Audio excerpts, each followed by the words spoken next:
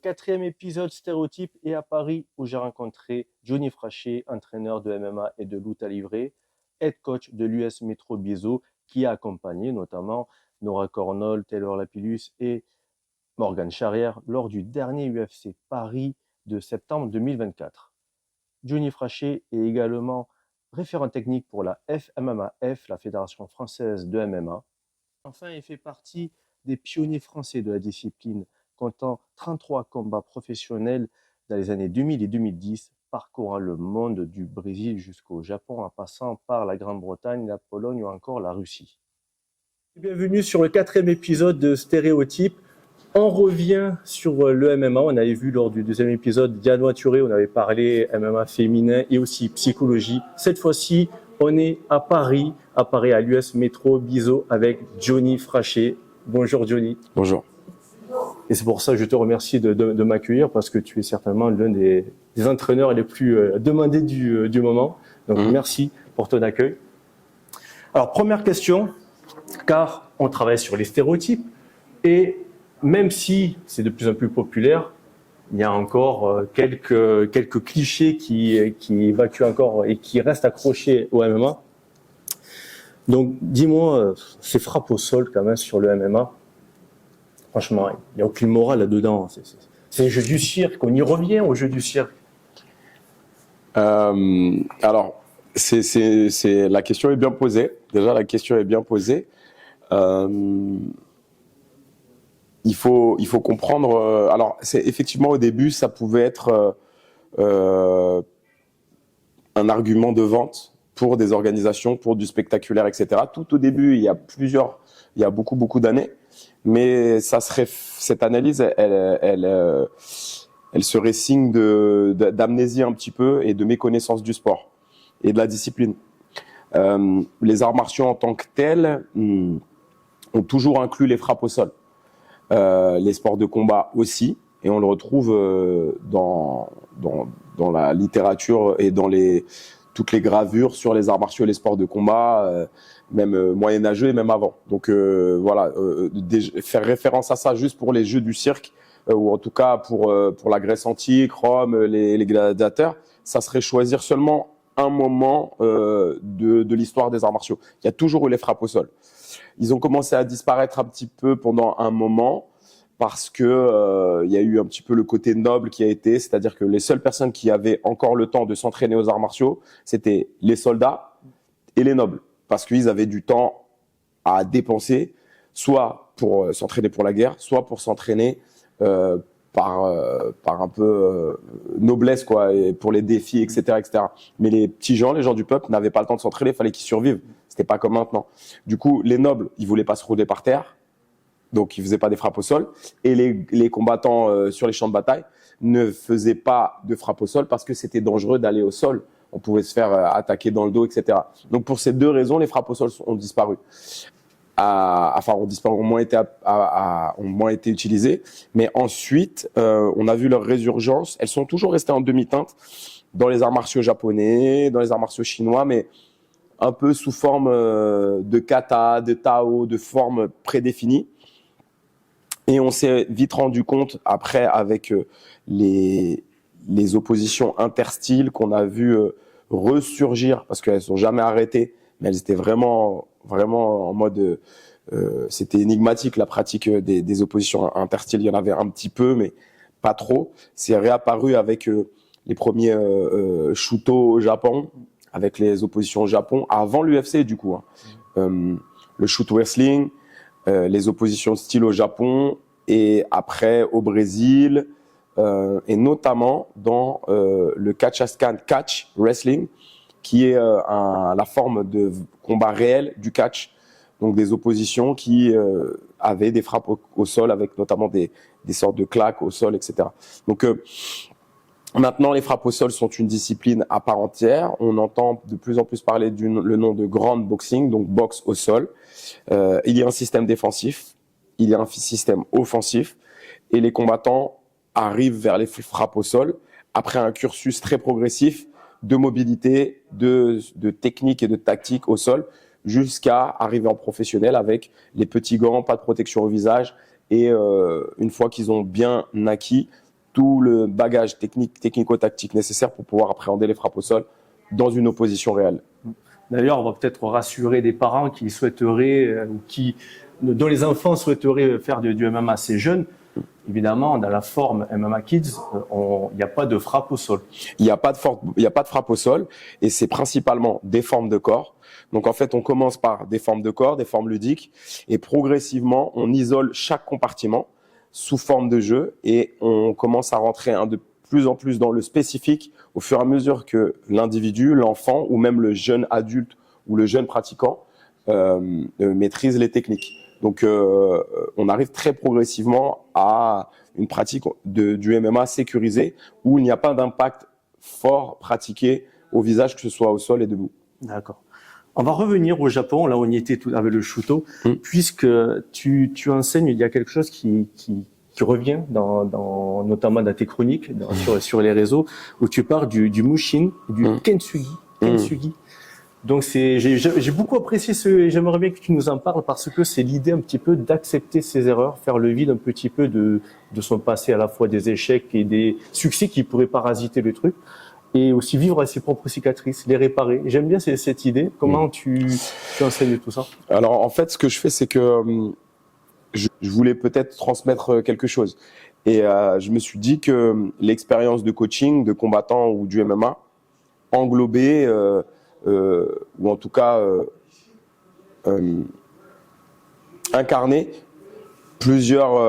était incarné par plusieurs principes. Et les Japonais ont des termes qui réunissent plusieurs idées, donc c'est des concepts et ils sont traduits par des kanji. Et du coup, j'aime bien les utiliser dans mes posts. Donc, un principe qui est intéressant, c'est celui de faire en sorte que même par exemple un verre cassé ou une poterie cassée, on va la recoller et on va laisser apparentes ces fêlures, ces petites traces du fait qu'elle a été cassée et qu'elle a été remontée et l'embellir grâce à ça. Et ce qui va lui donner une identité propre au final. Et ce concept-là, il peut être appliqué de manière très profonde dans la vie de tous les jours avec un combattant, avec un coach ou un individu. D'accord. On retrouve pas mal aussi de kanji qui part de l'équilibre. Donc notamment celui entre la bataille intérieure, bataille extérieure. Donc c'est Naisen Kaisen. Donc j'imagine que là aussi il y a quand même un travail sur soi que doit faire aussi l'athlète sous tes anneaux. Je pense qu'au début le travail il est pas direct, il est via la pratique des arts martiaux et des sports de combat. On est amené par l'ego, au début, un ego pas maîtrisé, à vouloir combattre pour être le meilleur, pour être un meilleur combattant.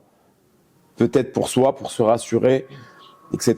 Mais une fois qu'on a commencé à maîtriser un petit peu l'art du combat, on voit qu'on doit dompter ses émotions, qu'on doit apprendre à les utiliser, qu'on doit en même temps faire avec l'adversaire, etc.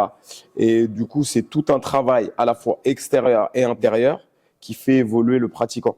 Donc cette bataille interne, elle est perpétuelle, elle est déjà dans la vie de tous les jours, mais le combat, c'est un peu une loupe de cette petite recherche intérieure pour essayer de modifier ce qu'il y a à modifier ou apprendre à vivre avec ce qu'on ne peut pas modifier peut-être pour pouvoir gagner cette bataille extérieure.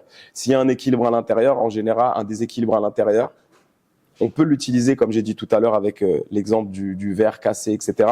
On peut le dompter, mais en tout cas, il y a toujours ce petit côté de combat interne pour pouvoir performer, en tout cas, ou pour pouvoir sublimer nos performances le jour de l'affrontement.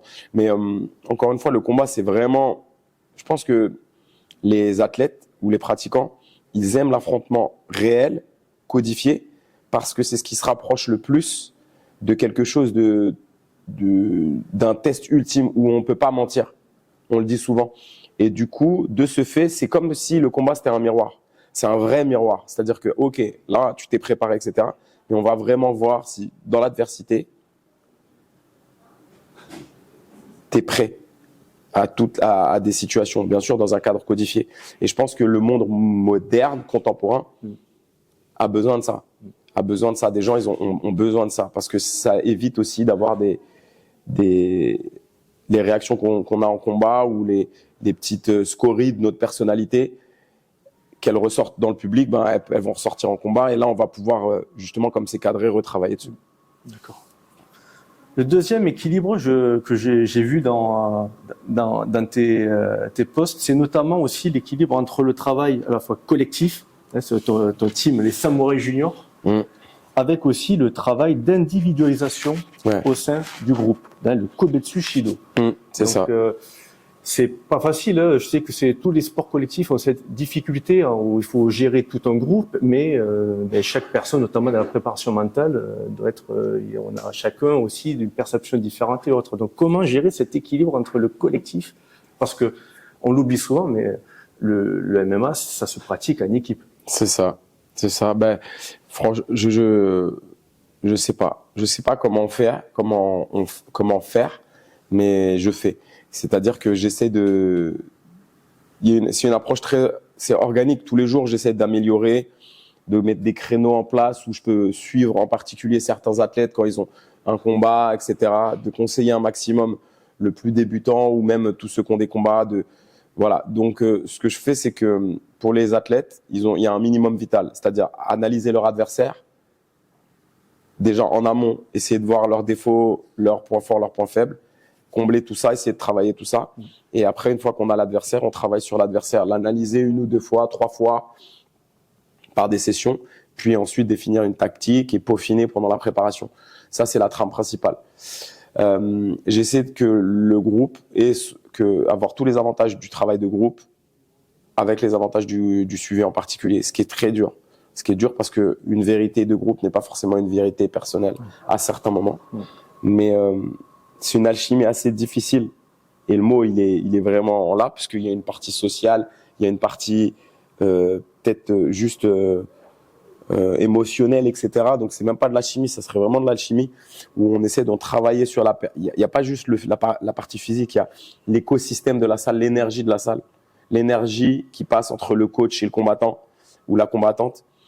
Et on essaie de faire, il n'y a pas de recette miracle, ça demande une attention de tous les moments, une bienveillance de toutes les parties et une détermination à aller vers un objectif qui est incertain.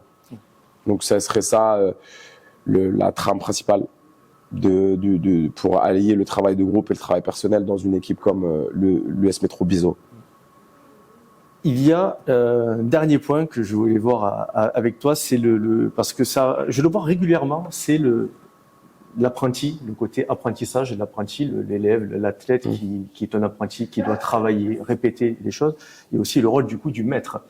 Est-ce que tu vois, toi, une relation comme ça, maître et apprenti, ou c'est différent? Disons que cette vision-là de apprenti et maître, elle est très ancrée dans nos sociétés, dans notre vision. C'est presque des archétypes qu'on retrouve dans l'initiation que ce soit d'un combattant ou que ce soit même des ouvriers, que ce soit tout ça. J'essaie de m'extraire de ça et je dirais que mon statut n'est plus celui de maître, mais plutôt celui d'accompagnant. C'est-à-dire que j'essaie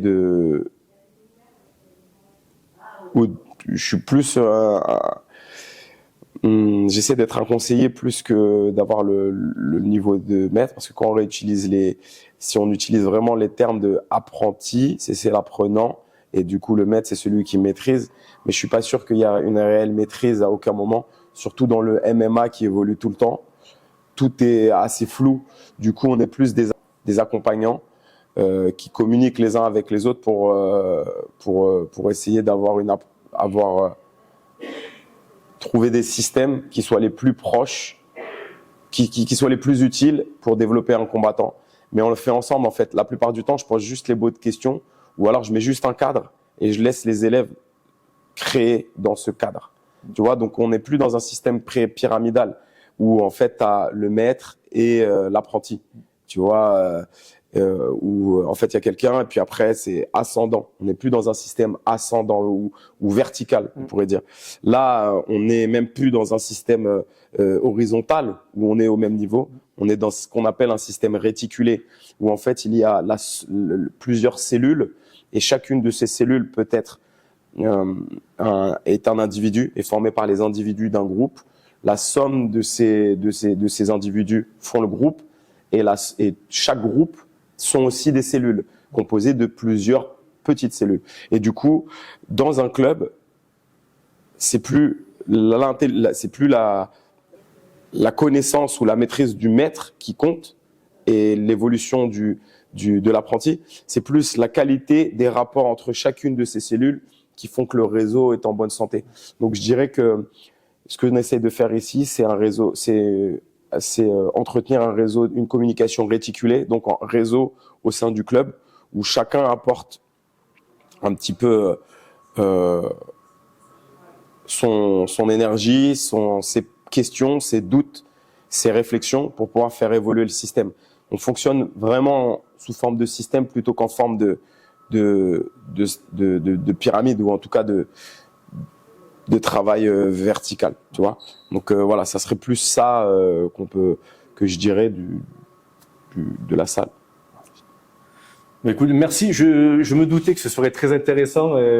C'est super d'avoir pu notamment parler sur ta conception, notamment du côté apprentissage. On est toujours un petit peu, on apprend tous les jours, hein, même quand on est coach. On est toujours apprenti, l'éternel apprenti. On est toujours, voilà, tout à fait. Donc merci beaucoup, Johnny.